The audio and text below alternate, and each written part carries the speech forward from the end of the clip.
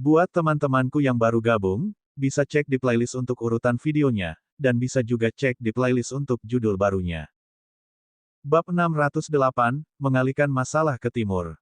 Pangeran Tuoba Xiongli, kita harus bertemu dengan anggota keluarga kerajaan lainnya, seorang pria menyarankan. Mereka berada jauh di dalam hutan lebat, belasan dari mereka, masing-masing sedang dirawat karena luka. Orang yang memimpin mereka dengan tombak langit persegi dan berdiri di sampingnya tidak lain adalah pangeran ketiga dari negeri Suan. Namun, kondisi pangeran Tuoba Xiongli sekarang agak kritis. Lengan kirinya kehilangan bagian bawahnya. Meskipun pendarahannya sudah berhenti, wajahnya tetap pucat. Yang mulia, jangan khawatir. Begitu kita kembali ke kota Suan, kita bisa menumbuhkan kembali anggota tubuhmu, seseorang meyakinkan. Pangeran Tuoba Xiongli sedang dalam suasana hati yang buruk. Sebelumnya ia mencoba merebut teratai emas dari rawa, dengan percaya diri melawan buaya raksasa.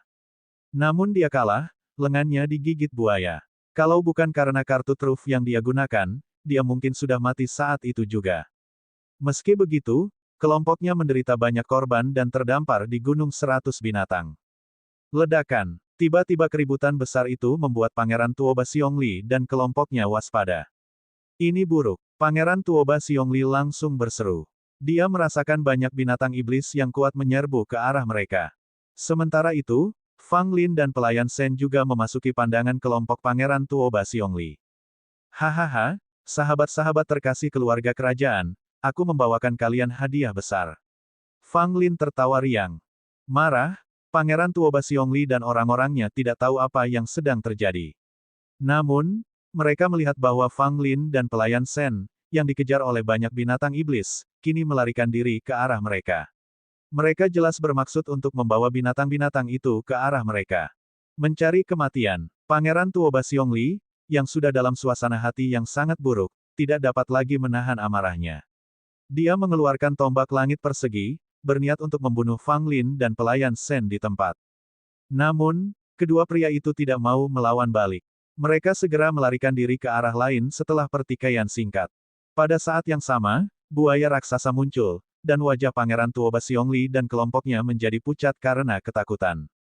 Sialan! Pangeran Tuoba Xiongli mengumpat dengan marah, matanya hampir merah. Dia langsung berbalik dan lari, tidak peduli lagi dengan yang lain. Melihat Pangeran Tuoba Xiongli dan kawan-kawan, buaya itu pun marah. Ia menyadari bahwa orang-orang itu telah mencoba merebut teratai emasnya beberapa hari yang lalu. Dalam pola pikir buaya yang sederhana, ia langsung mengasosiasikan kelompok Pangeran Tuoba Xiongli dengan Fang Lin, mengira mereka bersama-sama dalam hal ini. Buaya itu langsung menyerang dengan ganas. Sambil membuka rahangnya yang lebar, ia langsung menghancurkan beberapa bangsawan di tempat itu. Lebih banyak binatang iblis muncul, meninggalkan rombongan kerajaan dalam ketakutan yang amat sangat, berlarian ketakutan. Bagi mereka, ini adalah bencana yang tidak diharapkan. Mereka tidak bermaksud memprovokasi siapapun, tetapi sekarang mereka dikelilingi oleh segerombolan binatang iblis. Ini adalah pembantaian. Kecuali Pangeran Tuoba Xiongli yang berhasil melarikan diri setelah melihat bahaya, seluruh bangsawan tidak dapat melarikan diri. Mereka semua mati dengan mengerikan di rahang binatang iblis. Namun, pengejaran binatang iblis itu tidak berhenti. Buaya raksasa itu tidak melihat kemana Fang Lin dan rekannya melarikan diri, tetapi malah melihat sosok Pangeran Tuoba Xiongli yang melarikan diri. Buaya itu langsung memimpin binatang iblis lainnya untuk mengejarnya. Pangeran Tuoba Xiongli, yang memiliki kekuatan dan kelincahan yang tak terbantahkan, mengira ia telah berhasil melarikan diri. Merasa lega, ia tiba-tiba mendengar keributan keras dari belakang. Saat menoleh, Pangeran Tuoba Xiongli dilanda keterkejutan dan kemarahan. Dia dalam kondisi yang mengerikan. Sialan! Sialan! Pangeran Tuoba Xiongli mengumpat dengan marah, berlari dengan liar seakan-akan hidupnya bergantung padanya. Buaya raksasa dan binatang buas lainnya bahkan lebih cepat. Tekanan yang luar biasa terpancar dari ki iblis mereka. Sambil menggertakkan giginya, Pangeran Tuoba Xiongli membuang harta karun untuk menghalangi ki iblis yang menyerbu. Pangeran Tuoba Xiongli sangat marah dan merasa sangat tertekan. Ia sangat sedih hingga ingin muntah darah. Jika ia melihat Fang Lin, ia akan menusuknya dengan ratusan lubang. Langkah untuk menuntun malapetaka ini kepada orang lain sangat berhasil.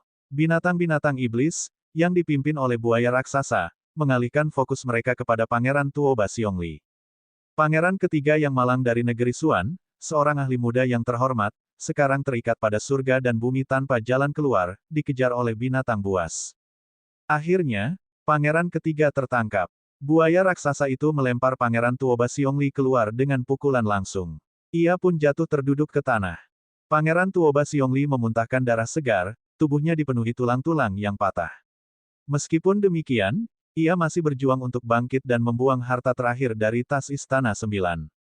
Ledakan. Kekuatan harta karun itu sangat besar. Kekuatan batinnya menyebar, melukai buaya raksasa dan binatang iblis lain yang berubah dalam berbagai tingkatan. Namun hanya itu yang dapat dilakukannya. Pangeran Tuoba Xiongli tertawa getir. Matanya memancarkan kemarahan dan kesedihan. Mengetahui ajalnya sudah dekat, ia akhirnya menyadari bahwa ia tidak mati karena Fang Lin, tetapi karena kesombongannya sendiri. Kalau saja dia berkumpul dengan bangsawan lain lebih awal, semuanya tidak akan berakhir seperti ini.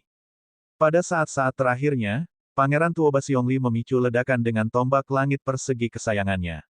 Ledakan. Tombak langit persegi, harta karun berharga bagi Pangeran Tuoba Xiongli, dulunya adalah senjata kaisar negara Suan. Karena putra mahkota tidak menggunakan senjata apapun, tombak itu diberikan kepada Pangeran Tuoba Xiongli oleh kaisar negara Suan. Sekarang, senjata yang telah menemani Pangeran Tuoba Xiongli selama bertahun-tahun, telah hancur seluruhnya. Ledakan dari susunan di dalam Square Sky Halberd menyapu semuanya. Semua binatang iblis yang hadir, termasuk Pangeran Tuoba Xiongli sendiri, diselimuti oleh kekuatannya. Binatang-binatang iblis itu melolong kesakitan, melarikan diri ke segala arah. Mereka yang melarikan diri lebih lambat akan dibunuh oleh kekuatan ini.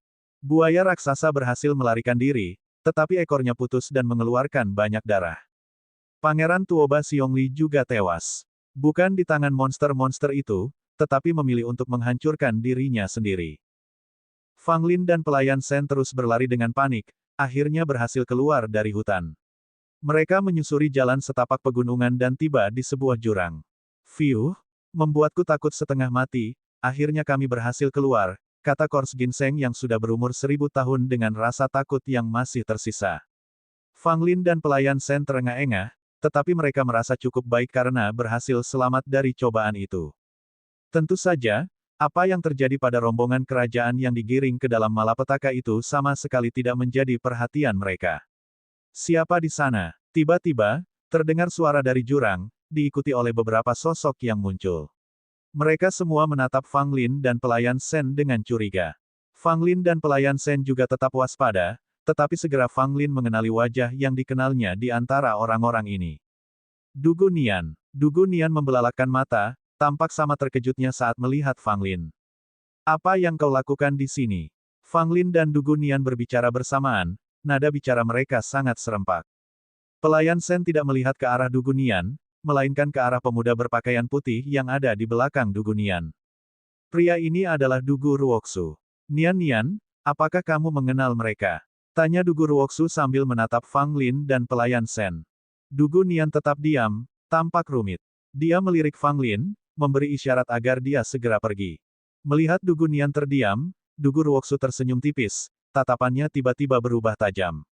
Bab 609, Musuh di semua sisi. Apakah kamu Fang Lin? Dugu Ruoksu menatap Fang Lin, tatapannya setajam pedang, saat dia bertanya. Fang Lin menoleh padanya. Berpakaian serba putih, dengan wajah anggun, pria ini lebih tampan daripada wanita manapun. Akan tetapi, tampak jelas bahwa ia memendam permusuhan terhadap Fang Lin, permusuhan yang mendalam, sebagaimana terlihat di matanya. Siapa kamu? Fang Lin bertanya balik. Melihat permusuhannya, Fang Lin tidak merasa perlu bersikap sopan. Dugu Ruoksu tertawa tanpa menjawab, sebaliknya, mengalihkan pandangannya ke Dugu Nian. Nian, beritahu dia siapa aku, kata Dugu Ruoksu. Dugu Nian menggigit bibirnya dengan gugup, dia berkata pada Fang Lin, dia adalah sepupuku, Dugu Ruoksu. Mendengar perkataannya, Fang Lin yang sudah memiliki kecurigaan, masih terkejut dan menjadi lebih waspada. Pelayan Shen juga tampak serius. Dia tidak menyangka akan bertemu dengan jenius teratas keluarga Dugu Ruoksu di sini. Jadi, kau Dugu Ruoksu. Fang Lin tertawa. Alih-alih menunjukkan rasa takut, dia tampak sangat santai. Namun, sikap acuh tak acuh Fang Lin sangat membuat tidak senang anggota keluarga Dugu lainnya yang hadir di sana. Fang Lin, kau tidak punya aturan. Seorang pemuda menegur. Ekspresinya sangat tidak menyenangkan. Fang Lin meliriknya sekilas, aku tidak punya aturan. Bisakah kau memberitahuku bagaimana aku bersikap tidak sopan? Pemuda dari keluarga Dugu itu tidak bisa menjawab. Kebenciannya terhadap Fang Lin semakin meningkat, tetapi dia tidak bisa menjelaskan alasannya. Hei, bukankah kau gadis yang dulu tinggal bersama Fang Lin? Sudah lama sekali. Ginseng mayat tiba-tiba menyapa Dugu Nian. Dugu Nian kemudian memperhatikan bahwa Fang Lin telah memegang ginseng bangkai, yang tampaknya telah tumbuh lebih besar sejak terakhir kali dilihatnya. Ucapan santai dari si ginseng bangkai itu sontak mengubah ekspresi seluruh wajah keluarga Dugu. Jangan bicara omong kosong. Fang Lin mengumpat. Mayat ginseng, yang tidak menyadari suasana tegang, melanjutkan, di mana aku bicara omong kosong. Aku melihat kalian berdua tinggal di bawah atap yang sama untuk sementara waktu. Aku benar-benar curiga bahwa sesuatu yang tak terkatakan telah terjadi di antara kalian berdua. Sambil berbicara, si ginseng mayat tersenyum cabul. Fang Lin terdiam. Dia segera menyingkirkannya untuk mencegahnya mengeluarkan omong kosong yang lebih menyakitkan. Anggota keluarga Dugu sangat marah. Meskipun ada rumor, mereka memilih untuk tidak mempercayainya. Tetapi sekarang tampaknya rumor itu mungkin benar. Menjadi nyonya keluarga Dugu dan akan segera menikah dengan putra mahkota Zhou Yishui, namun tinggal serumah dengan pria lain. Ini benar-benar noda yang tak tertahankan bagi kehormatan mereka. Ahem, jangan khawatir. Hubunganku dengan gadis kecil ini murni hubungan guru dan murid, aku guru dan dia muridku. Jurus mengguncang 3 gunung yang dia gunakan juga merupakan sesuatu yang kuajarkan padanya. Fang Lin buru-buru menjelaskan. Dugu Nian mengangguk setuju berulang kali, namun ada sedikit rasa sedih di hatinya, dia tidak mengerti dari mana perasaan ini datang. Dugu Ruoksu menatap Fang Lin, jelas tersirat niat membunuh di matanya. Sepupu, apa yang ingin kamu lakukan? Dugu Nian tampak khawatir dan dengan cepat melangkah di depan Fang Lin.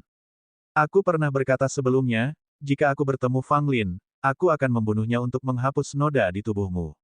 Dugu Ruoksu menyatakan, niat membunuhnya terwujud dalam bentuk ki pedang tak kasat mata yang diarahkan ke Fang Lin. Meskipun aura pedangnya mematikan, Dugu Nian tidak bergerak mundur. Dia berdiri kokoh di depan Fang Lin, bersedia mengorbankan dirinya. Energi pedang menghilang saat mendekat. Dugu Ruoksu menatap Dugu Nian dan berkata dengan acuh tak acuh, bergerak. Tidak, Dugu Nian menolak dengan menantang, tatapannya tertuju pada Dugu Ruoksu. Dugu Ruoksu mengerutkan kening, mengapa kamu melindunginya? Tidak ada alasan, kau tidak bisa membunuhnya. Dugu Nian menyatakan. Beberapa pemuda dari keluarga Dugu segera bergerak maju, bermaksud menarik Dugu Nian. Jangan sentuh aku, Dugu Nian berkata dengan marah. Para calon penyerang itu membeku dan tidak berani mendekatinya. Fang Lin, yang menyaksikan hal ini, tergerak oleh keberanian gadis itu. Gadis ini rela memusuhi keluarganya sendiri demi melindunginya. Fang Lin, jika kau punya keberanian, datanglah dan lawan aku. Dugu Ruoksu menantang Fang Lin. Fang Lin tetap diam, menepuk-nepuk kepala Dugu Nian. Tindakan ini memicu kemarahan yang mendalam dalam diri Dugu Ruoksu dan anggota keluarga Dugu lainnya. Biar aku yang urus ini, kata Fang Lin. Dugu Nian menggelengkan kepalanya, kau harus pergi. Kau bukan tandingan sepupuku. Fang Lin tercengang, kita bahkan belum bertarung, dan kau mengatakan aku bukan tandingannya. Bukankah itu sedikit mengecewakan? Dugu Nian tidak berminat untuk bercanda, dia tahu betapa kuatnya Dugu Ruoksu, dan Fang Lin tidak punya kesempatan. Saat itulah pelayan Sen turun tangan, Fang Lin adalah bagian dari aliansi Pil. Bahkan jika kamu berasal dari keluarga Dugu, kamu tidak dapat menyentuhnya. Dugu Ruoksu tidak menunjukkan emosi apapun. Jika dia meninggal di sini, tidak akan ada yang tahu siapa pelakunya. Pernyataan ini mengejutkan kepala pelayan Sen dan membuat wajah Fang Lin menjadi muram. Tampaknya Dugu Ruoksu benar-benar berniat membunuhnya saat itu juga.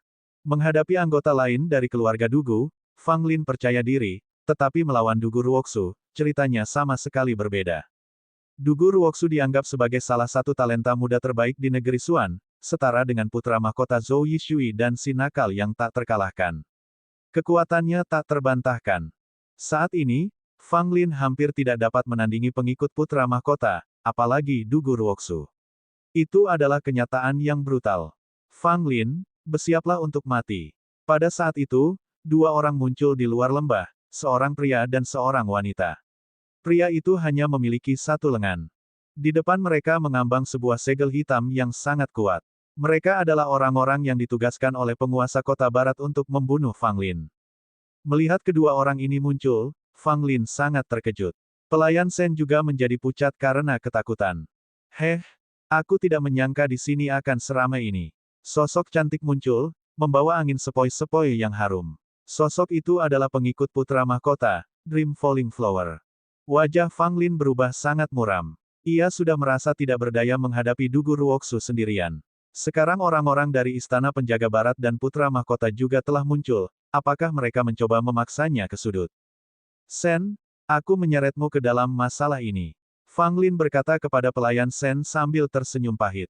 Bab 610, siapapun yang menyentuh Fang Lin, akan kubunuh. Situasinya gawat. Fang Lin benar-benar merasakan bagaimana rasanya berada dalam situasi yang gawat. Situasinya saat ini tidak lagi sekadar gawat, bisa disebut jebakan maut. Kehadiran Dugu Ruoksu saja sudah membuat Fang Lin kewalahan. Sekarang, Istana Penjaga Barat dan anak buah putra mahkota muncul tanpa diduga. Yang lebih parah, mereka adalah musuh Fang Lin. Ini sama saja dengan membawa Fang Lin ke jalan buntu. Pelayan Sen tampak sama muramnya. Situasi saat ini sangat berbahaya. Bahkan jika mereka memiliki 3 kepala dan 6 lengan, mereka tetap tidak akan memiliki kesempatan untuk melawan jika ketiga pihak ini bekerja sama untuk melakukan serangan gabungan. Dugu Ruoksu melirik ke arah dua orang dari Istana Penjaga Barat, lalu ke arah bunga mimpi jatuh yang mendekat, tanpa banyak emosi di wajahnya. Kakak Dugu, penampilanmu bahkan lebih mengagumkan dari tahun lalu. Dream Falling Flower tertawa, berbicara kepada Dugu Ruoksu. Matanya yang penuh pesona sesekali, sengaja atau tidak, melirik Dugu Nian. Nona Dream, senang melihatmu sehat kembali. Dugu Ruoksu menyapa, tidak bersemangat maupun dingin. Senyuman lembut terpancar di wajah Dream Falling Flower. Ia kemudian menoleh ke Fang Lin dan berkata, kali ini, aku datang untukmu. Fang Lin tertawa. Meskipun hatinya menanggung beban berat, dia tetap tidak menunjukkan tanda-tanda kegugupan di wajahnya. Untukku, Nona Dream, apakah kau sudah mengarahkan pandanganmu padaku? Apakah kau berencana untuk meninggalkan kediaman putra mahkota dan bertarung bersamaku? Fang Lin menggoda. Semua orang menatap Fang Lin dengan sedikit rasa tidak percaya. Meskipun dia berada dalam situasi yang genting, dia masih tega bercanda. Apakah ini kepercayaan diri yang tulus? Atau apakah dia benar-benar tidak peduli dengan hidup dan mati? Senyum Dream Falling Flower melebar, tampak sangat menawan. Hal itu mengejutkan para pemuda dari keluarga Dugu. Berjuang berdampingan bukanlah hal yang mustahil. Namun, jika kau bersedia menemaniku menemui putra mahkota, aku dapat membantumu. Dream Falling Flower menjawab. Mendengar ini, Fang Lin menggelengkan kepalanya dan menyeringai, aku harus melewatkannya. Karena kau tidak mau, maka tampaknya aku terpaksa menuruti perintah putra mahkota dan membunuhmu. Ucap Dream Falling Flower, berbicara dengan sangat tenang seakan-akan masalah itu tidak penting. Fang Lin, hari ini, kau tidak akan bisa lolos dari ajalmu. Geram seorang wanita berpakaian hitam dari Istana Penjaga Barat. Di sampingnya, seorang pemuda yang mendidih karena kesal melirik Fang Lin dengan mengancam, seolah ingin melahap Fang Lin hidup-hidup. Ya ampun, di mana lenganmu? Mengapa hanya tersisa satu tangan setelah beberapa hari? Fang Lin menatap pemuda dari Istana Penjaga Barat, berpura-pura bingung dan terkejut. Melihat Fang Lin berpura-pura tidak tahu apa-apa, pemuda itu dipenuhi amarah. Dia segera bersiap untuk menggunakan segel gelap untuk menghancurkan Fang Lin. Namun, wanita berpakaian hitam itu menghentikannya, menasihatinya untuk tidak bertindak gegabah. Situasinya rumit. Meskipun Fang Lin tidak punya tempat untuk melarikan diri, mereka harus menilai situasi sepenuhnya sebelum bergerak. Pemuda itu marah sekali. Lengannya telah dipotong oleh tangannya sendiri. Dia tidak punya pilihan lain, racun Fang Lin terlalu kuat. Tanpa penawarnya, dia tidak bisa berbuat apa-apa selain melihat lengannya perlahan membusuk. Pada akhirnya, untuk mencegah racun menyebar ke seluruh tubuhnya, pemuda itu tidak punya pilihan selain menguatkan diri dan mengamputasi lengannya yang beracun.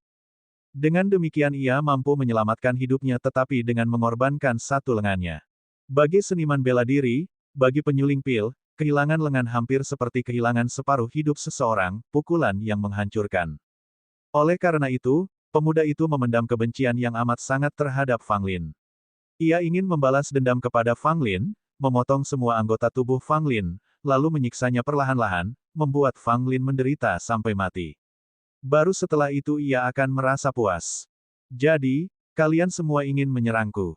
Fang Lin menatap Dugu Ruoksu, lalu ke Dream Falling Flower, dan akhirnya kedua orang dari Istana Penjaga Barat.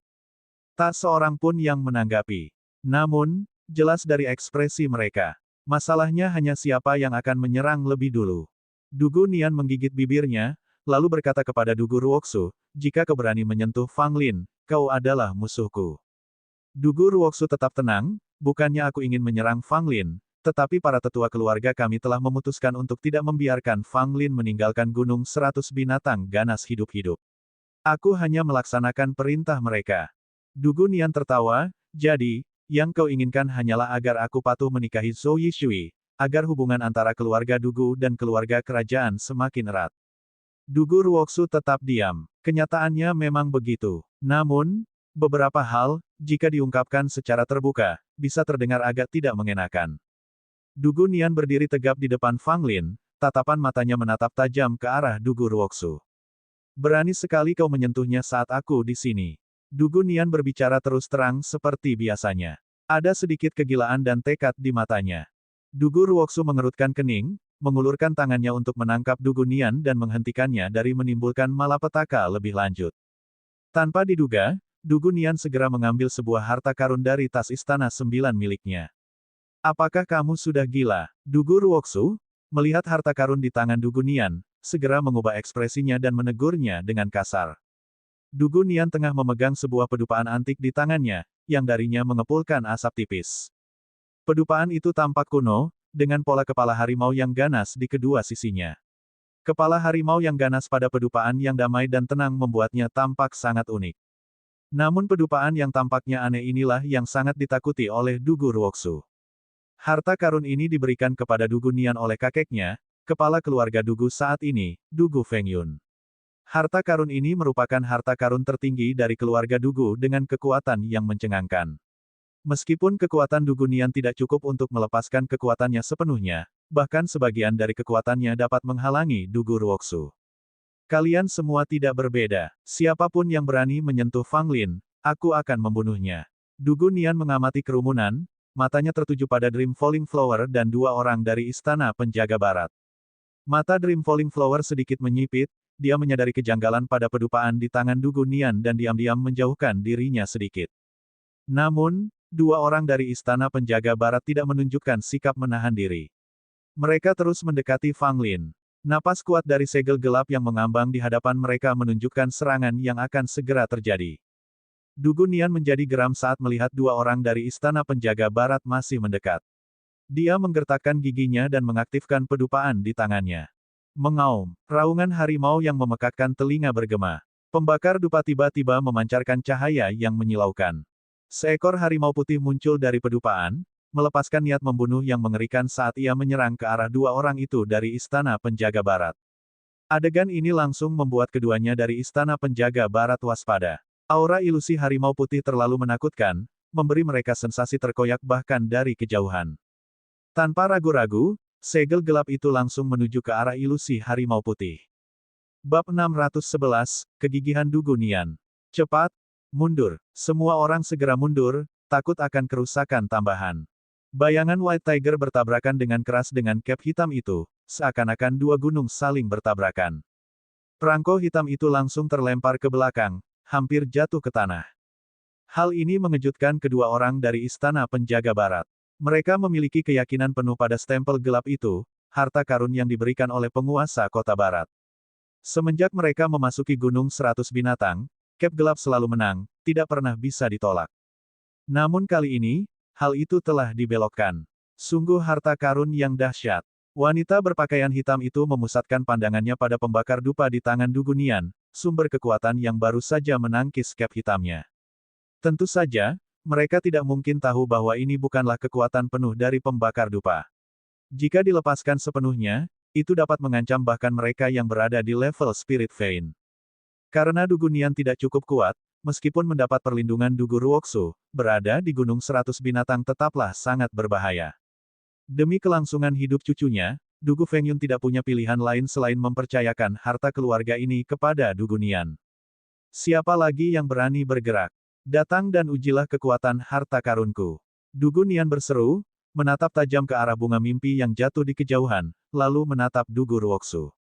Alis Dugu Ruoksu berkerut, dan dia tetap diam, tidak menunjukkan niat untuk bergerak. Mimpi bunga jatuh pun berdiri di kejauhan, mengamati dalam diam. Tampaknya, karena kekuatan pembakar dupa di tangan Dugu Nian, baik Dugu Ruoksu maupun Dream Falling Flower bersikap waspada, tidak mau bertindak gegabah. Apakah kamu akan menyakiti keluargamu sendiri demi orang luar? Dugu Ruoksu bertanya pada Dugu Nian. Dugu Nian sedikit mengernyit, bagiku, Fang Lin bukanlah orang luar. Mendengar kata-katanya, kehangatan mengalir dalam hati Fang Lin. Dugu Ruoksu mendengus acuh tak acuh, kepala keluarga memberimu harta ini bukan untuk menyerang keluargamu sendiri, kau mengerti.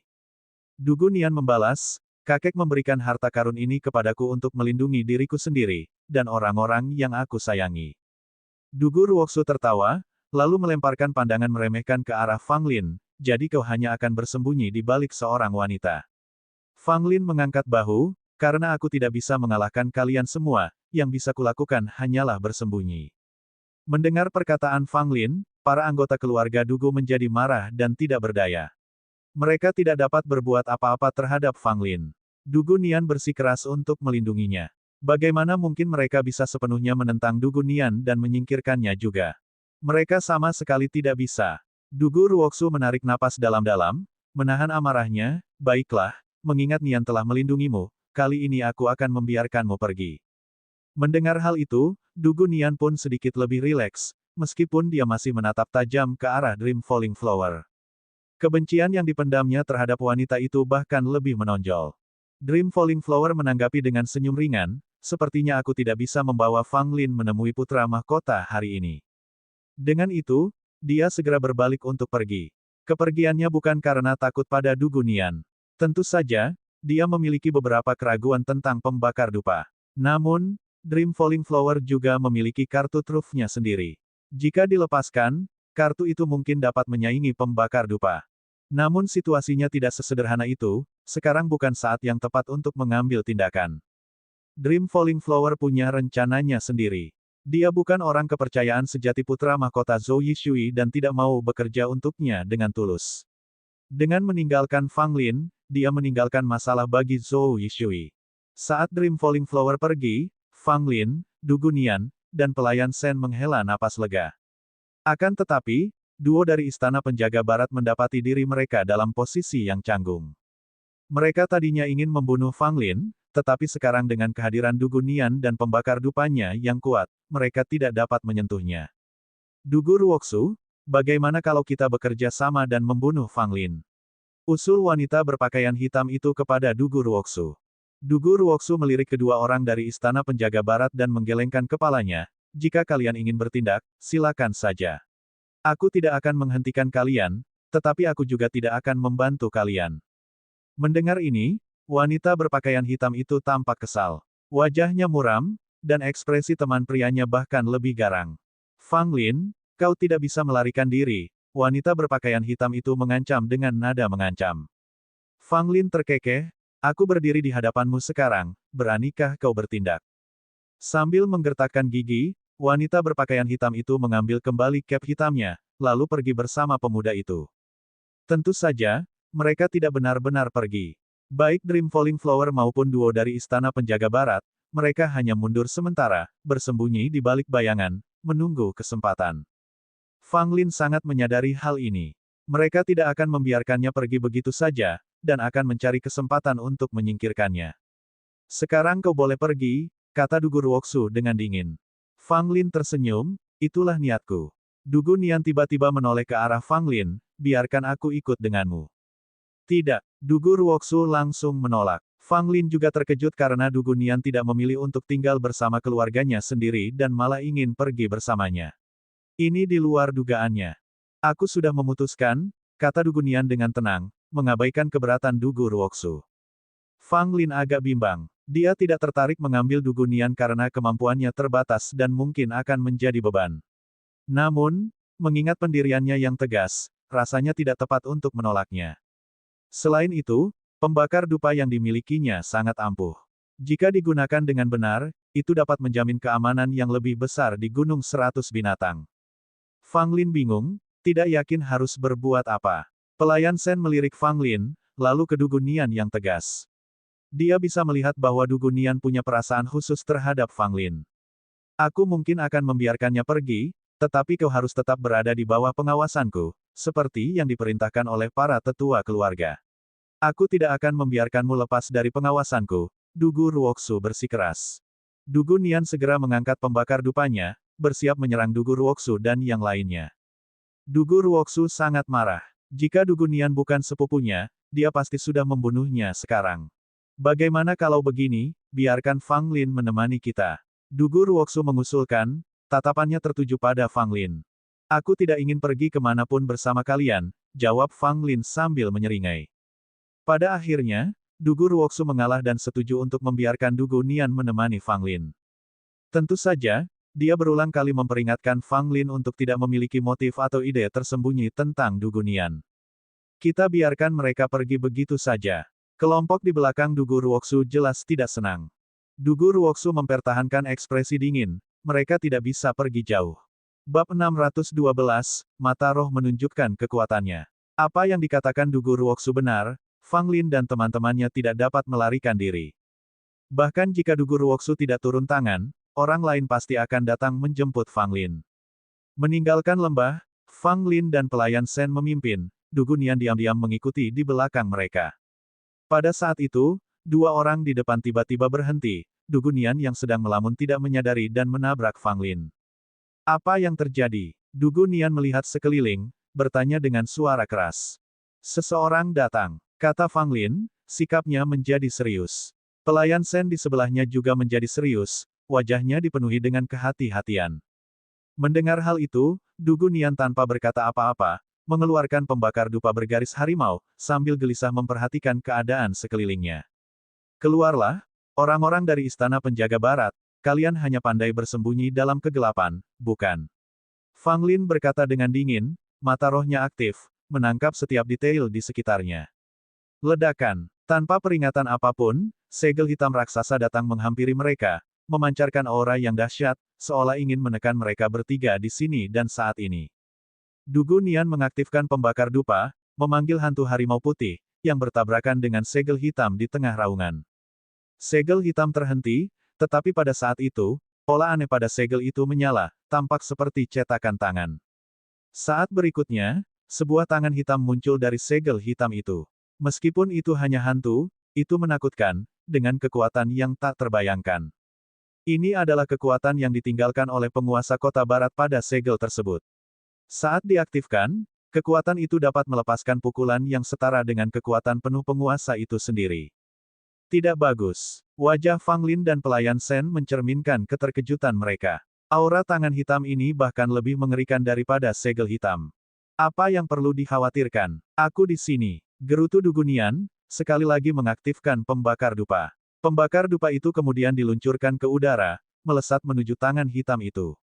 Pembakar itu tampak tidak berarti, hanya sebesar kepalan tangan, sementara tangan hitam itu sangat besar, seperti gunung kecil. Namun, pembakar dupa yang tampaknya tidak penting ini berhasil menghalangi tangan hitam itu. Lebih jauh lagi, dari pembakar itu, muncul kekuatan hisap yang kuat, mencoba menyerap tangan hitam itu. Pada saat yang sama, seorang wanita berpakaian hitam muncul, menghunus pedang ramping, sosoknya seperti hantu, melancarkan serangan tiba-tiba, sama sekali mengabaikan yang lain dan langsung menuju Fang Lin. Reaksi pelayan Sen sangat cepat. Dia menghunus pedangnya dan menghalangi jalan wanita itu menuju Fang Lin. Wajahnya sedingin es dan matanya penuh dengan niat membunuh, wanita berpakaian hitam itu melepaskan kekuatan penuhnya. Melihat wanita berpakaian hitam itu bertarung dengan serius sejak awal, pelayan Sen pun mengerahkan seluruh kekuatannya, terlibat dalam pertarungan melawannya. Wanita berpakaian hitam ini bahkan lebih kuat dari pelayan Sen, yang berada pada lapisan ke-6 asal surgawi, sedangkan Sen baru saja menerobos ke lapisan ke-5. Meskipun pelayan Sen sangat kuat, ia menghadapi pertarungan yang sulit melawan wanita berpakaian hitam ini. Fang Lin baru saja hendak bergabung dalam pertarungan untuk menolong Sen, ketika dia melihat seorang pemuda berlengan satu tiba-tiba muncul dan melemparkan sesuatu ke arahnya.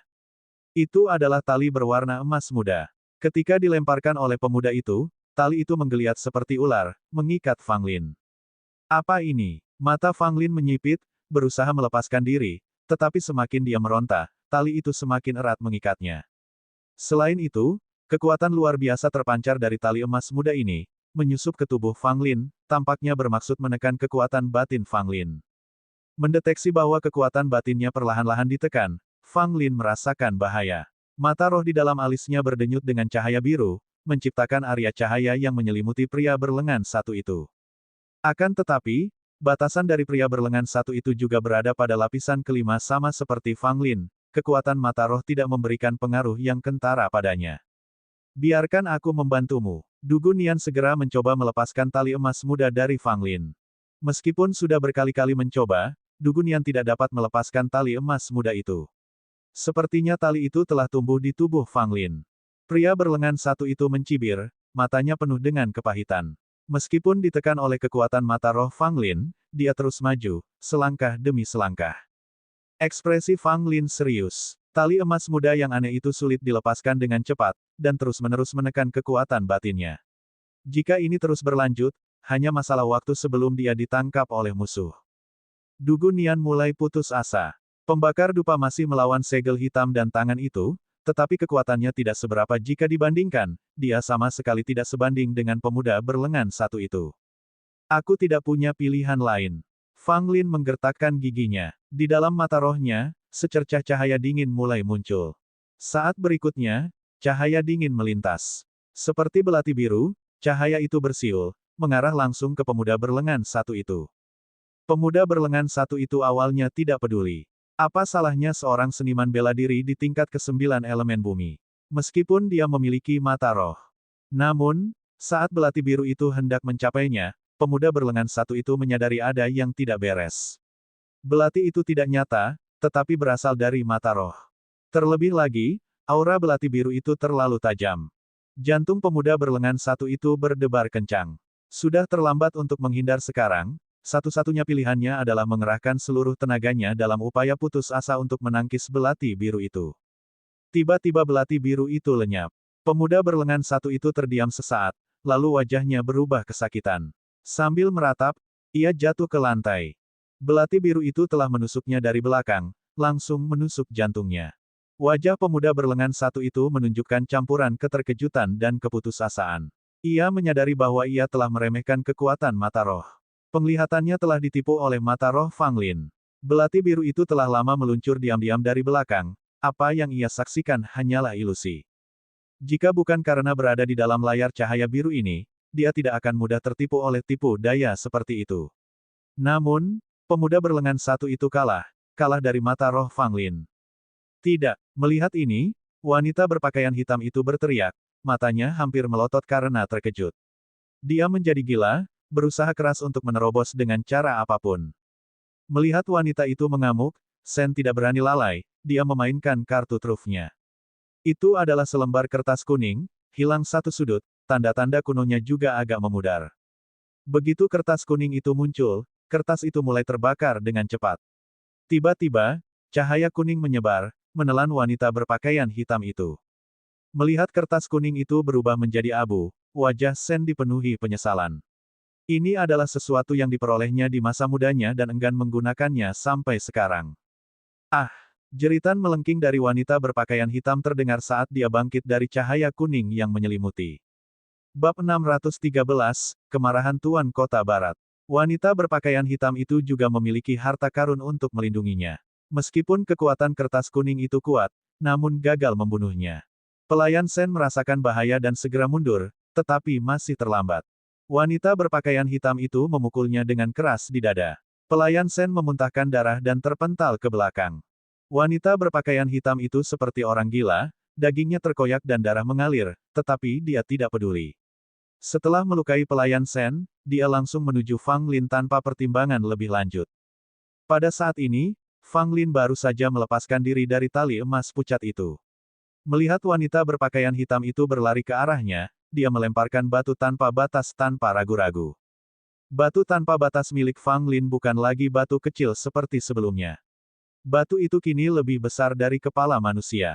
Saat batu tanpa batas itu terbang dengan hembusan angin, wanita berpakaian hitam itu tidak peduli dan mencoba menghancurkan batu raksasa itu dengan serangan telapak tangan.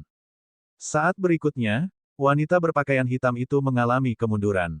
Batu tanpa batas, yang lebih besar dari kepala manusia, jauh lebih kuat daripada batu tanpa batas asli milik Fang Lin, dan tubuh wanita berpakaian hitam itu meledak, separuh tubuhnya hancur total. Gedebuk, wanita berpakaian hitam yang terluka parah itu jatuh ke tanah, kondisinya sangat tragis, darah dan daging berserakan di mana-mana. Anjing laut gelap yang masih bertarung dengan pedupaan di kejauhan, tiba-tiba jatuh ke tanah, kehilangan cahayanya. Baru pada saat inilah Fang Lin dan dua orang lainnya akhirnya menghela napas lega, setelah berurusan dengan dua orang ini. Saat itu, pria berlengan satu itu sudah tewas, matanya terbuka lebar. Bahkan hingga saat-saat terakhirnya, dia masih melotot ke arah Fang Lin. Wanita berpakaian hitam itu juga hampir mati, separuh tubuhnya lumpuh di tanah. Cedera parah seperti itu tidak dapat disembuhkan bahkan dengan penggunaan pengobatan suci. Wanita berpakaian hitam itu tersenyum tragis di wajahnya yang berdarah dan terluka. Dia tidak menyangka dia dan temannya akan berakhir dalam situasi ini. Fang Lin menatapnya dengan tatapan dingin dan acuh tak acuh, tanpa sedikit pun rasa simpati atau belas kasihan. Melihat keadaan menyedihkan wanita berpakaian hitam itu, Du Gunian merasa sulit untuk melihat. Pelayan Sen berjalan mendekat, dengan darah di sudut mulutnya dan wajahnya agak pucat. Ketika dia melihat wanita berpakaian hitam dalam keadaan seperti itu, dia menghela nafas. "Jika kau datang untuk membunuhku, kau harus bersiap untuk dibunuh," kata Fang Lin dengan dingin. Wanita berpakaian hitam itu tampak ingin bicara, tetapi dia tidak dapat mengeluarkan suara apapun sekarang, selain kesedihannya yang menyayat hati. Tak lama kemudian, wanita berpakaian hitam itu pun meninggal.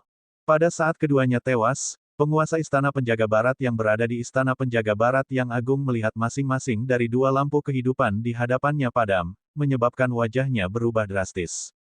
Dua lampu kehidupan, satu padam, dan satu lagi juga padam dengan sangat cepat. Penguasa Istana Penjaga Barat meraung marah, menyebabkan semua orang di Istana Penjaga Barat gemetar. Tidak ada yang tahu mengapa penguasa Istana Penjaga Barat tiba-tiba menjadi begitu marah. Ketika lampu kehidupan padam, penguasa Istana Penjaga Barat tahu bahwa dua orang yang ia kirim telah tewas, sesuatu yang tidak ia duga sebelumnya. Keduanya sangat menonjol di Istana Penjaga Barat. Selain itu, mereka juga memiliki harta karunnya, jadi kecuali mereka menjelajah jauh ke dalam gunung ganas 100 binatang dan bertemu dengan binatang iblis yang mengerikan, mereka seharusnya aman. Namun pada saat itu, kedua lampu kehidupan telah padam yang menandakan keduanya memang telah mati. Wajah penguasa Istana Penjaga Barat sangat jelek. Meskipun kematian dua orang tidak masalah, dia kehilangan harta karunnya di gunung ganas 100 binatang, yang sangat bermasalah. Fang Lin. Penguasa Istana Penjaga Barat menggumamkan nama Fang Lin dalam hati, niat membunuhnya terhadap Fang Lin meningkat saat dia menyalahkannya atas hilangnya dua bawahannya yang cakap. Tanpa ragu sedikit pun, penguasa Istana Penjaga Barat segera meninggalkan Istana Penjaga Barat dan menuju ke kota penindas iblis. Karena masalah ini melibatkan harta karunnya, maka penguasa Istana Penjaga Barat harus mengurusnya secara pribadi. Setelah pertempuran sengit, Fang Lin dan yang lainnya akhirnya selamat. Namun bagi mereka bertiga, pertempuran ini sangatlah sulit, dan Fang Lin diam-diam bersukacita. Untungnya, ia membawa Du Gunian. Tanpa dia dan pedupaannya yang berharga, ia dan pelayan Sen tidak akan mampu menghadapi dua orang dari Istana Penjaga Barat. Alasannya tidak lain adalah segel gelap yang kuat. Meskipun Fang Lin memiliki banyak harta, banyak di antaranya tidak dapat digunakan dengan mudah, dan tampaknya tidak ada yang mampu menandingi segel gelap tersebut. Kali ini, setelah membunuh dua orang dari Istana Penjaga Barat, mereka telah menghadapi masalah yang signifikan. Setidaknya di dalam gunung ganas 100 binatang, mereka tidak perlu lagi khawatir menjadi sasaran para ahli Istana Penjaga Barat. Fang Lin berjalan ke arah segel hitam itu, wajahnya dipenuhi dengan hasrat. Ini adalah harta karun sungguhan dengan kekuatan yang menakjubkan. Memilikinya akan sangat meningkatkan kemampuannya untuk membela diri. Beranikah kau mengambil harta karun penguasa Istana Penjaga Barat? Tepat saat itu, suara seorang wanita terdengar. Fang Lin menegang dan berbalik untuk melihat Dream Falling Flower. Du Gunian dan pelayan Sen juga gelisah. Mereka baru saja mengalahkan dua orang dari Istana Penjaga Barat dan sekarang bertemu dengan salah satu sekutu putra mahkota, seolah-olah tidak pernah turun hujan tetapi malah turun deras. Tidak perlu bereaksi seperti itu. Aku datang bukan untuk melawanmu, tapi untuk membicarakan sesuatu denganmu. Kata Dream Falling Flower, sambil berjalan dengan percaya diri, tampaknya tidak terhalang oleh fakta bahwa Fang Lin dan yang lainnya mungkin menyerangnya. Baik pelayan Sen maupun Dugunian menunjukkan sedikit rasa takut, begitu pula Fang Lin. Wanita ini belum pernah menunjukkan kekuatan aslinya, jadi mustahil untuk mengukur kekuatannya. Mengingat bahwa dia adalah salah satu penasihat terpercaya putra mahkota, Dream Falling Flower seharusnya tidak lebih lemah dari Suwang, dan mungkin, bahkan lebih kuat. Kalau tidak, putra mahkota tidak akan mengirimnya. Apa yang ingin kau bicarakan? Kami tidak punya hal untuk dibicarakan denganmu. Cepat pergi, atau kami tidak akan bersikap sopan. Tuntut Dugunian. Entah mengapa, ia langsung kesal melihat wanita ini. Dream Falling Flower menatap Dugunian dan tersenyum tipis, Nona Dugu, meskipun kamu masih muda, kamu memiliki sifat pemarah. Aku, adikmu, tidak pernah menyakitimu, mengapa kamu begitu tidak menyukaiku? Dugunian mendengus, aku hanya tidak menyukaimu, memangnya kenapa? Dream Falling Flower terkikik dan genit menatap matanya, aku berpengalaman, dan bisa tahu apa yang sedang terjadi dalam pikiranmu. Sambil berkata demikian, dia melirik Fang Lin. Kesal, Dugunian hendak mengatakan sesuatu ketika Fang Lin menutup mulutnya. Apa yang ingin kamu bicarakan? Fang Lin bertanya sambil menatap Dream Falling Flower. Senyum Dream Falling Flower memudar, ekspresinya luar biasa serius. Keseriusannya membuat Fang Lin merinding. Bagaimanapun, wanita ini pernah mencoba membunuhnya dengan mengoleskan racun ke bibirnya dan mencoba menyebarkannya dengan cara yang tidak jelas. Aku ingin berdiskusi denganmu tentang cara membunuh putra mahkota Zhou Yishui, kata Dream Falling Flower. Bab 614, Keberadaan Obat Suci. Apakah kamu menggodaku? Fang Lin mencibir, sama sekali tidak mempercayai kata-kata Dream Falling Flower.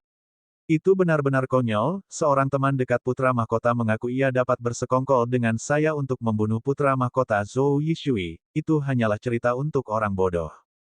Pelayan Sen dan Dugunian juga tampak tidak percaya dengan ekspresi skeptis terhadap motif Dream Falling Flower. Dream Falling Flower tersenyum cerah, aku tidak bercanda. Putra mahkota sudah lama berniat menyingkirkanku. Bersekutu denganmu untuk menyingkirkannya akan menjadi cara untuk melindungi diriku sendiri. Alis Fang Lin berkerut, mengapa putra mahkota ingin menyingkirkanmu? Dream Falling Flower menjawab, karena aku mengetahui banyak rahasia putra mahkota.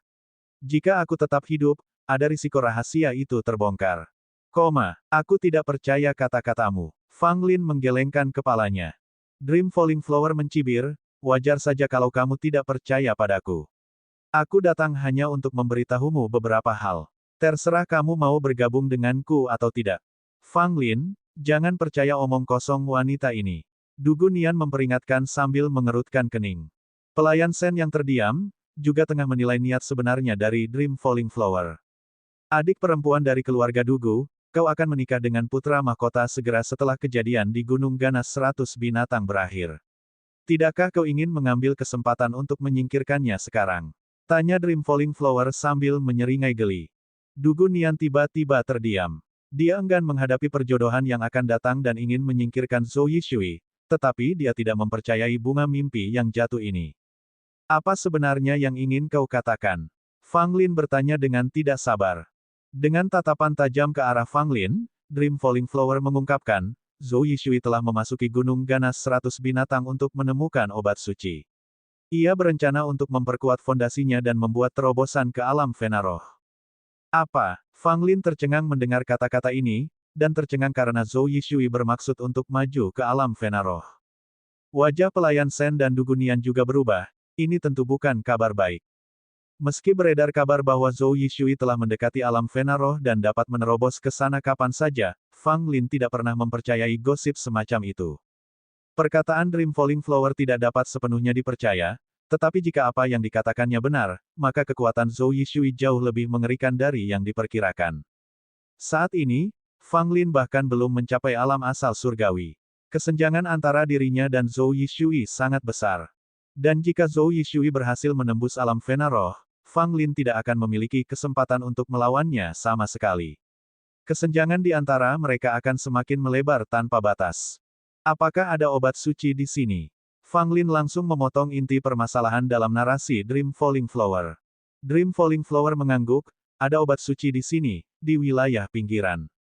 Bagaimana kau tahu kalau ada pengobatan suci di sini? Fang Lin mengerutkan kening.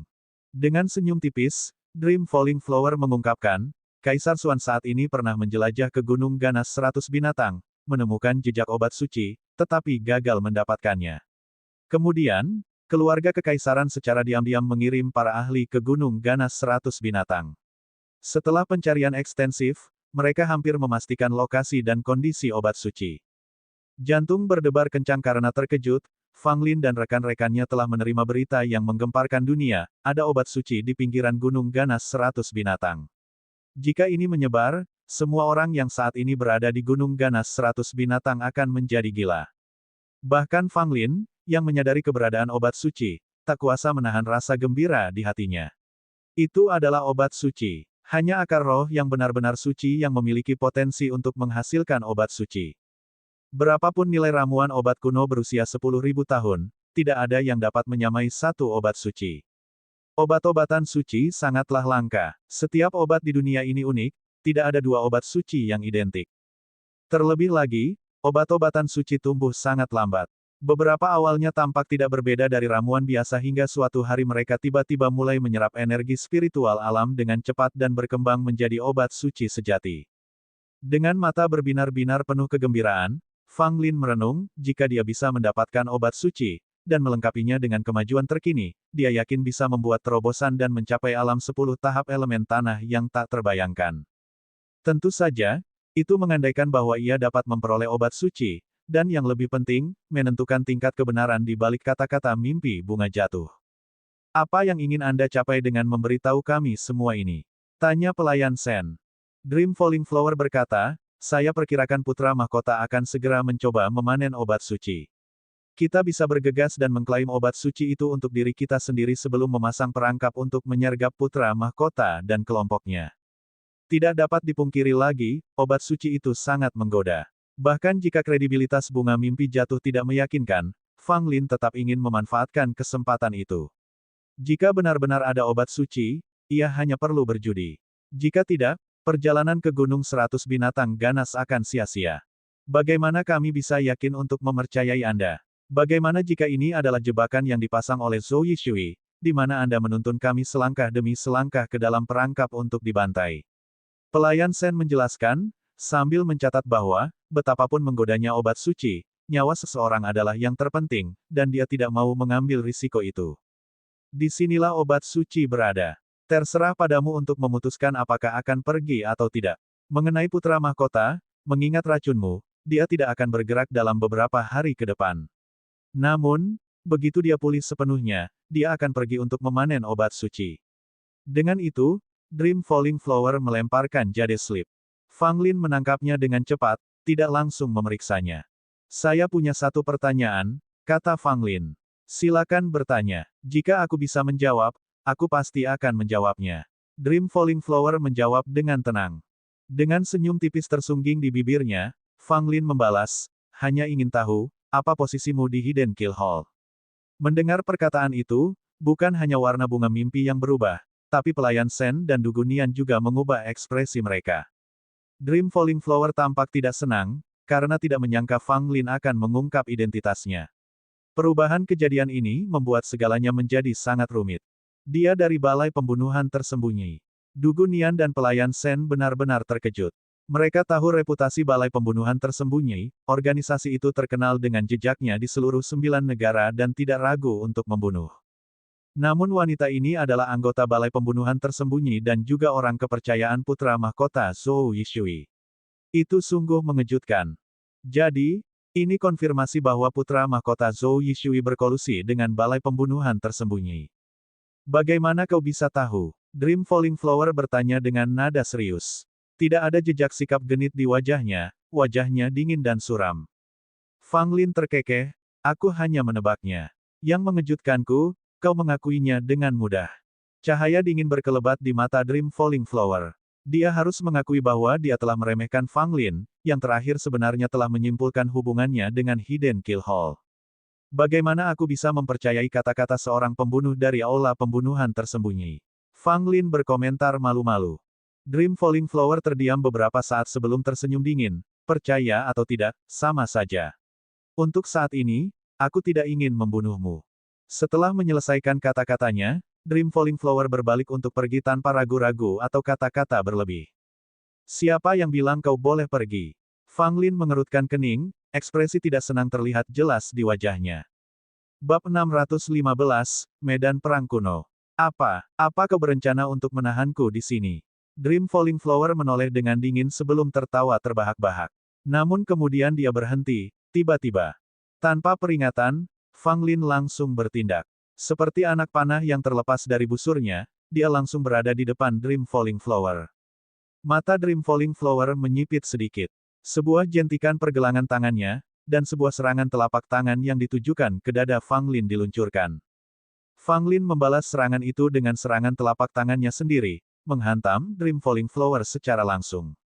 Wah, telapak tangan mereka bertabrakan dan Fang Lin terpental ke belakang, darah muncrat dari mulutnya. Dream Falling Flower, sedingin es, tetap teguh. Namun, jauh di dalam matanya, terbersit sedikit keterkejutan. Serangan Fang Lin telah membuatnya terkejut. Baginya, serangan telapak tangannya sebanding dengan kekuatan seorang master tingkat 5 asal surgawi. Tentu saja ini tidak akan menimbulkan masalah apapun baginya. Apakah kau mencari kematian? Dream Falling Flower berbisik dingin, sedikit niat membunuh terpancar di matanya. Fang Lin berdiri tegak, wajahnya pucat, namun senyum mengembang di sudut mulutnya, hanya ingin menguji kekuatanmu, kau lebih kuat dari Suwang. Dia berkata jujur, jika dia berhadapan dengan Suwang, meskipun dia bisa menahan serangannya, dia tidak akan setenang Dream Falling Flower. Selain itu, dia telah memperhatikan bahwa Dream Falling Flower tidak mendorong dengan keras, dia hanya menahan diri. Apakah kau percaya aku bisa membunuhmu sekarang? Melihat Fang Lin, Dream Falling Flower berbicara dengan acuh tak acuh. Fang Lin menggelengkan kepalanya, tidak. Kalau kau yakin bisa menghabisiku, kenapa harus banyak bicara? Ayo serang.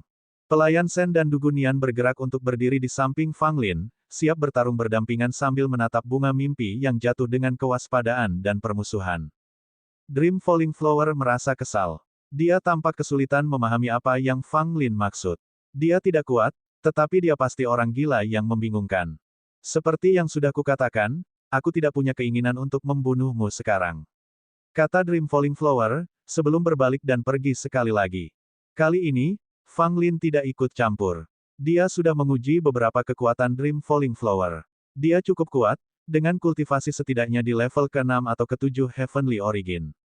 Setelah bunga mimpi jatuh menghilang sepenuhnya dari pandangan mereka, tidak dapat dideteksi bahkan dengan mata roh, pelayan Sen berbicara dengan nada mencela, mengapa kamu menyerangnya dengan gegabah? Itu terlalu berbahaya. Fang Lin menepuk bahu pelayan Sen, Pak Tua Sen, kau tidak mengerti. Tindakanku tidak sepenuhnya sia-sia. Pelayan Sen mengerutkan kening, apa gunanya itu? Jadi kita tahu dia kuat, bahkan jika kita bertiga bekerja sama, kita tidak yakin bisa menaklukkannya. Ini bukan hanya tentang menemukan kekuatannya, jawab Fang Lin, senyum misterius tersungging di bibirnya. Lalu apa yang sebenarnya kau lakukan? Dugu Nian, yang dipenuhi rasa ingin tahu, terus mengajukan pertanyaannya. Fang Lin meliriknya ke samping, kamu terlalu naif untuk mengerti bahkan jika aku menjelaskannya. Hah, Dugu Nian mendengus, menatap tajam ke arah Fang Lin.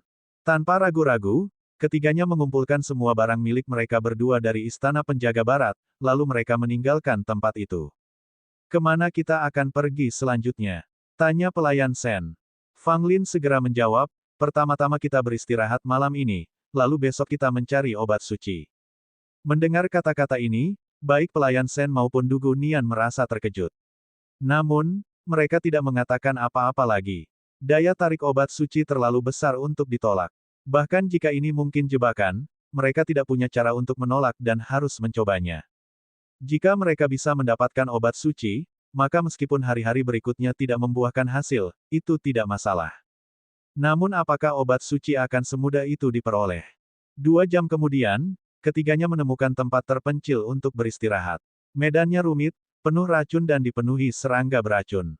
Fang Lin memberi mereka masing-masing pil detoksifikasi dan melepaskan pil api penguasa jiwa. Semua serangga beracun melarikan diri saat pil itu mendekat. Di kedalaman hutan yang lebat, mereka beristirahat malam itu tanpa gangguan. Malam itu juga, anak anjing berambut emas itu terbangun. Fang Lin sangat gembira. Dengan anak anjing itu dan kemampuannya yang aneh, peluang mereka untuk mendapatkan obat suci itu pasti meningkat. Pada hari kedua, mereka bertiga berangkat mencari obat suci. Menurut jade slip yang diberikan oleh Dream Falling Flower, obat suci tidak terlalu jauh dari mereka. Butuh waktu 1 atau 2 hari untuk mencapainya, tetapi ada binatang iblis yang menakutkan yang tinggal di sana, membuatnya sangat berbahaya. Namun, ketika Fang Lin dan yang lainnya tiba, mereka menemukan bahwa tidak ada binatang iblis yang kuat. Bahkan tidak ada banyak binatang iblis di alam 3 transformasi. Di sini, di Gunung 100 Binatang, terdapat tempat yang cukup unik karena merupakan medan perang kuno. Gunung 100 Binatang, beberapa tahun yang lalu, adalah medan perang. Ketika Hou Yi, penguasa bela diri, menembak jatuh 9 matahari dan musnah, dunia menjadi kacau.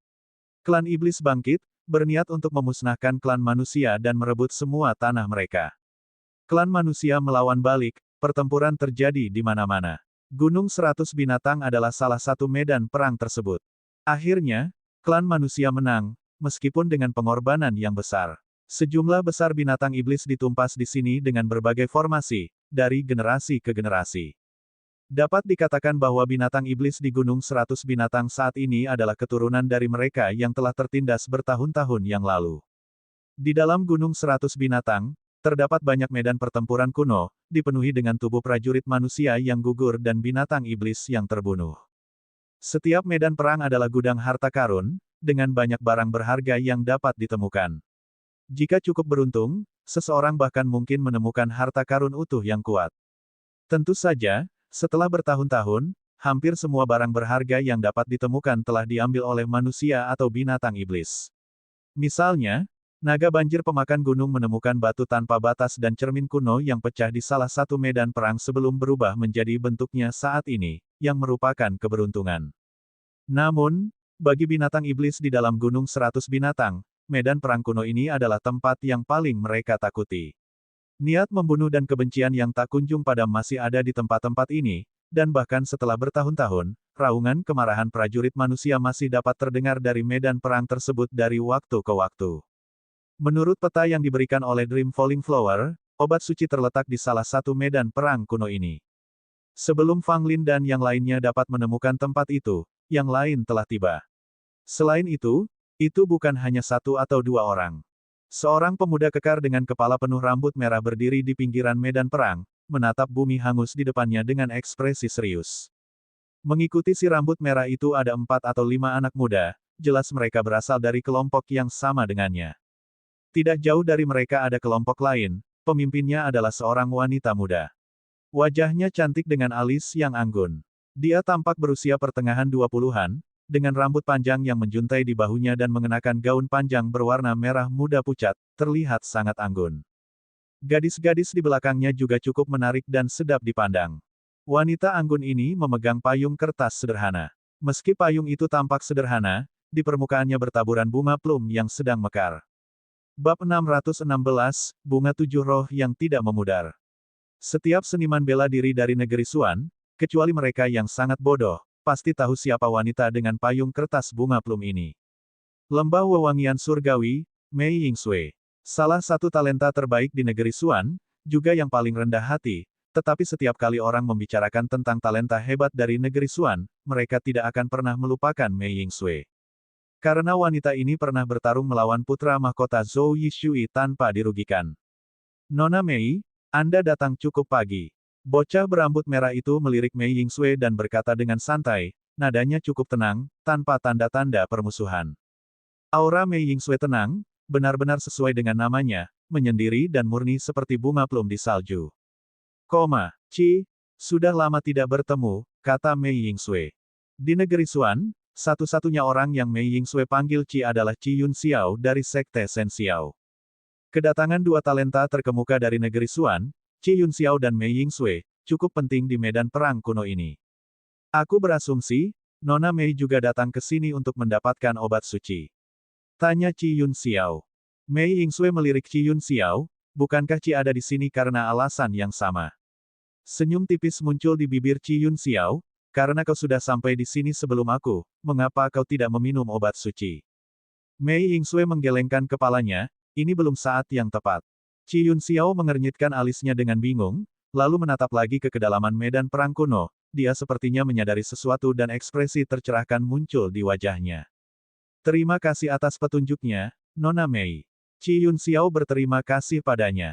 Baik Mei Yingsui maupun Qi Yun Xiao telah mengolah mata roh mereka. Dengan menggunakan mata roh mereka, mereka dapat melihat bahwa ada seekor binatang iblis jauh di dalam medan perang kuno.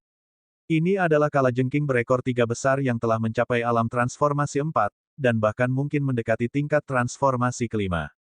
Dengan kata lain, ini adalah binatang iblis berbahaya yang mampu menjadi Raja Iblis.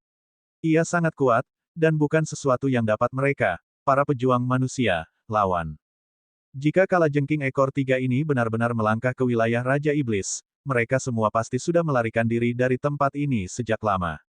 Raja Iblis, sosok mengerikan yang mampu membawa bencana ke seluruh negeri, melampaui alam Spirit Vein. Di seluruh Hundred Beast Ferocious Mountain, tidak banyak Raja Iblis. Orang akan berpikir bahwa Mei Yingsui maupun Qi Yun Xiao tidak akan berani memprovokasi binatang iblis transformasi 4. Namun, keduanya memilih untuk tetap di sini dengan diam dan menunggu. Karena mereka berdua tahu bahwa kalajengking ekor 3 ini sudah sangat tua dan hampir mati. Meskipun ki iblisnya masih padat, ia sudah diambang kehancuran. Kalajengking ekor 3 sudah mendekati akhir hidupnya. Untuk membuat terobosan penting, ia datang ke medan perang kuno ini. Ia ada di sini untuk menjaga obat suci, menunggu saat ketika obat suci benar-benar mekar. Di belakang kalajengking ekor 3 ini, sebuah batu raksasa menumbuhkan bunga 7 warna dari salah satu celahnya. Bunga ini memiliki 7 kelopak berwarna berbeda, yang belum mekar sepenuhnya. Bunga ini adalah obat suci yang didambakan semua orang, bunga 7 roh yang tak layu. Bunga 7 roh yang tidak layu tidak dapat dipetik sebelum mekar. Memetiknya sebelum waktunya akan menyebabkan bunga layu dan kehilangan semua khasiat obatnya. Oleh karena itu, jika seseorang ingin memetik bunga 7 roh yang tak luntur, mereka harus menunggu hingga bunga itu mekar sepenuhnya. Idealnya, bunga itu harus dipetik saat mulai mekar. Obat-obatan suci bersifat peka. Setelah mencapai kematangan penuh, ia akan memperoleh sedikit kesadaran spiritual yang membantunya mendeteksi risiko dan melarikan diri. Jika bunga abadi 7 roh itu lolos, akan sangat sulit untuk menemukannya lagi. Kalajengking ekor 3 datang untuk membuat terobosan dan memperpanjang hidupnya. Ia menjaga bunga 7 roh yang tak luntur, menunggu saat bunga itu mekar.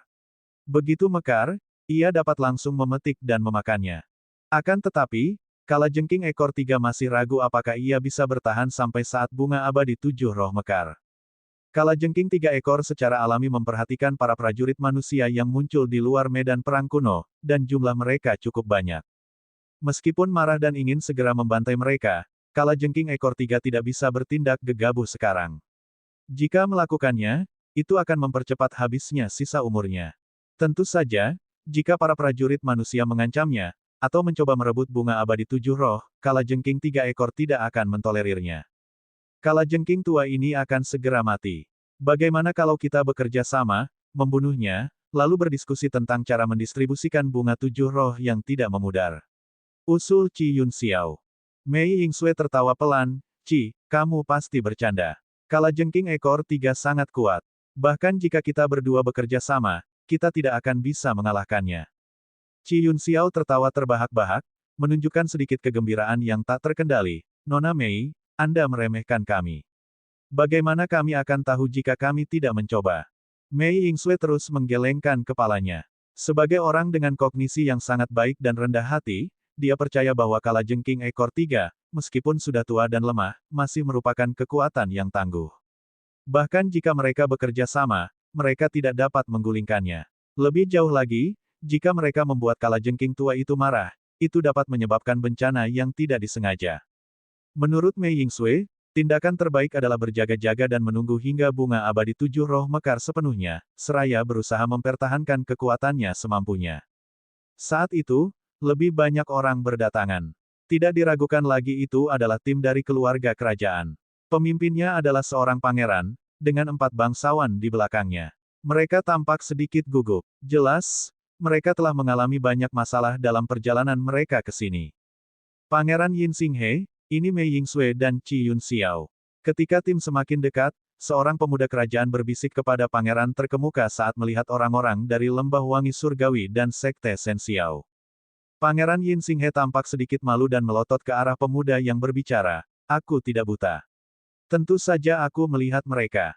Sang bangsawan muda tersipu dan mengangguk malu. Setelah ini, Pangeran Yin Xinghe melangkah maju, tampak tidak nyaman, mengingat bahwa Mei Yingsui atau Qi Yun Xiao dapat memusnahkan seluruh kelompoknya dengan mudah. Namun, Mei Yingsui dan Qi Yun Xiao sama-sama tidak mempermasalahkan kehadiran para bangsawan. Mereka bahkan tidak melirik mereka sedikit pun. Setelah beberapa saat, anggota kerajaan lainnya tiba, seorang pangeran lainnya. Namun, kali ini, ada 8 orang dalam kelompoknya. Melihat lebih banyak anggota keluarga kerajaan, Pangeran Yin Xinghe merasa senang. Begitu kelompok mereka bergabung dengan yang baru tiba, jumlah mereka meningkat menjadi lebih dari 10, yang sangat meningkatkan moral mereka. Tentu saja, mereka masih akan merasa takut di depan Mei Yingsui dan Qi Yun Xiao. Tidak peduli seberapa banyak mereka, tanpa seorang ahli dengan level yang tepat di antara mereka, mereka akan tetap merasa cemas. Aku ingin tahu di mana putra mahkota berada. Mengapa dia belum datang? Putra mahkota pasti akan datang, kita hanya perlu menunggu dengan sabar. Jika saja putra mahkota datang, maka kita tidak akan berada dalam situasi yang menegangkan seperti ini. Para bangsawan membisikkan harapan mereka agar Zhou Yishui, putra mahkota, segera tiba.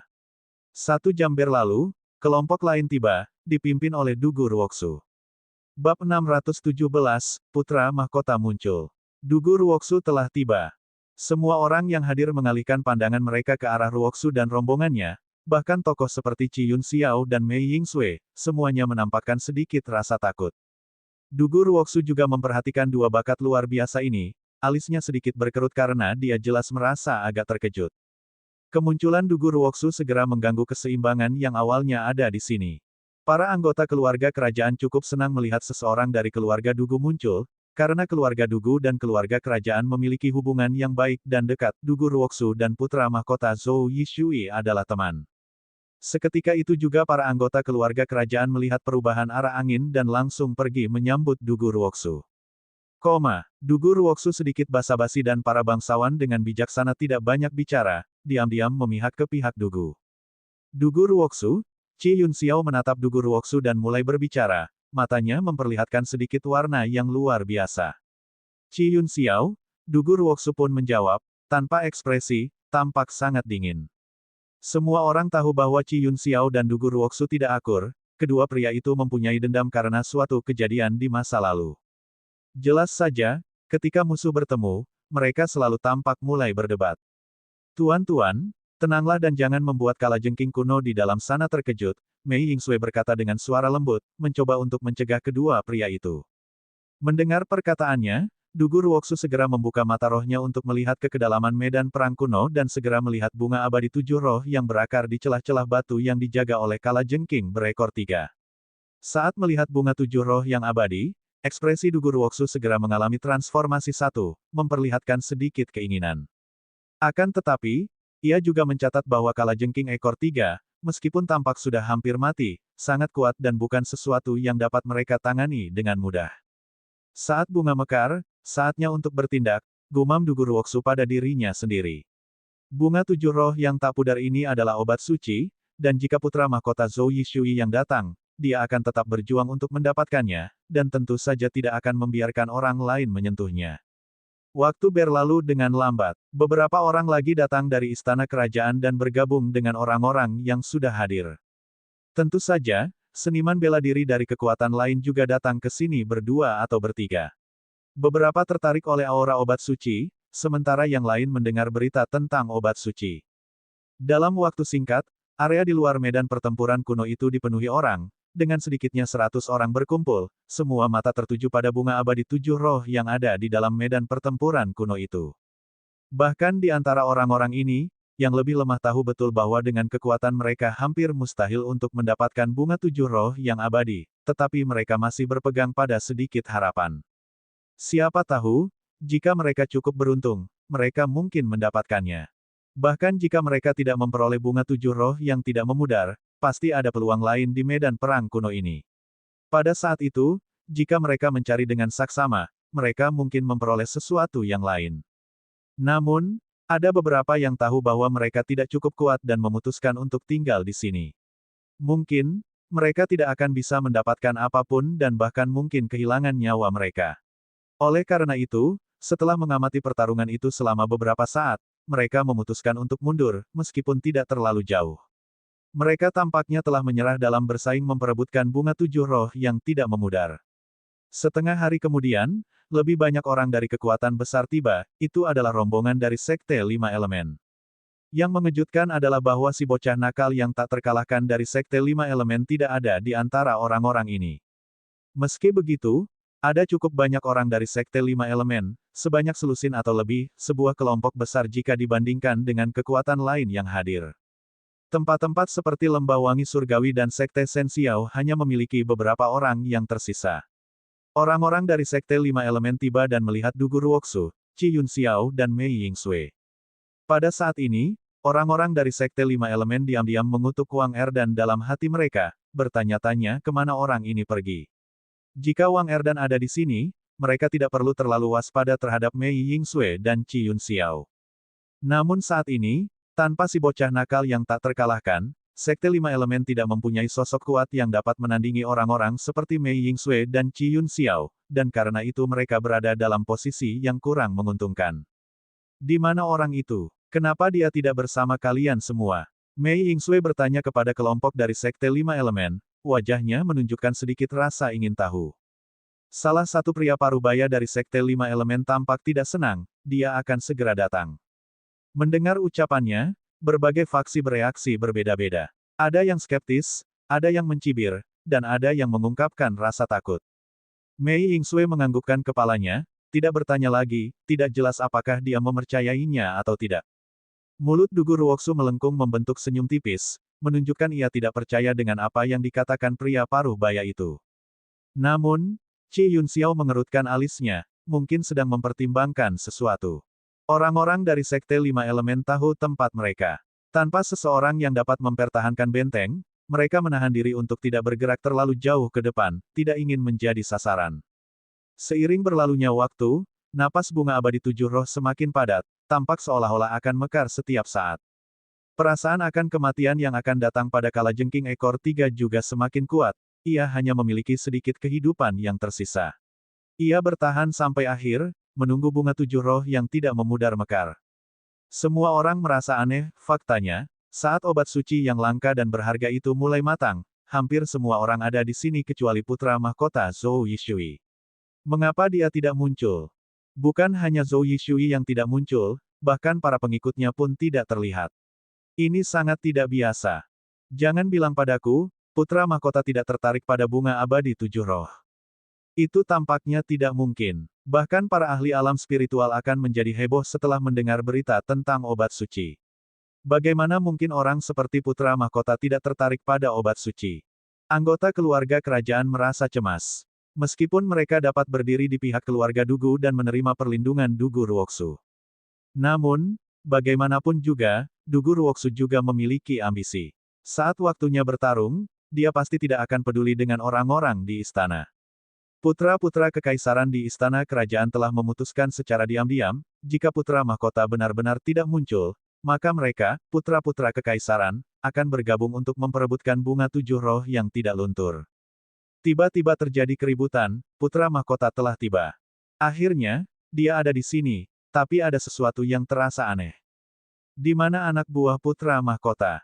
Siapa orang-orang yang mengikutinya? Pria itu tampaknya, Dugu Nian. Dan yang berjalan di belakang. Bukankah itu Fang Lin dari aliansi Pil? Saat serangkaian seruan terdengar, semua orang mengalihkan pandangan ke satu arah. Pangeran Zhou Yishui telah tiba, mengenakan jubah kerajaan, wajah bagaikan batu giok, tenang dan percaya diri, seolah-olah segalanya berada dalam kendalinya. Ini memang putra mahkota Zhou Yishui, tetapi di belakang Zhou Yishui, ada 3 orang yang tidak dia duga. Itu adalah Fang Lin dan kelompoknya. Adegan ini mengejutkan semua orang. Kemana perginya para pengikut putra mahkota? Mengapa ketiga orang ini mengikutinya? Terlepas dari Mei Yingsui, Qi Yunxiao atau Dugu Ruoxu, semua orang terkejut dan dalam kasus Dugu Ruoxu, bahkan terkejut. Hal terakhir yang Dugu Ruoxu harapkan adalah Fang Lin, Dugu Nian dan yang lainnya akan bekerja sama dengan putra mahkota. Apa sebenarnya yang terjadi?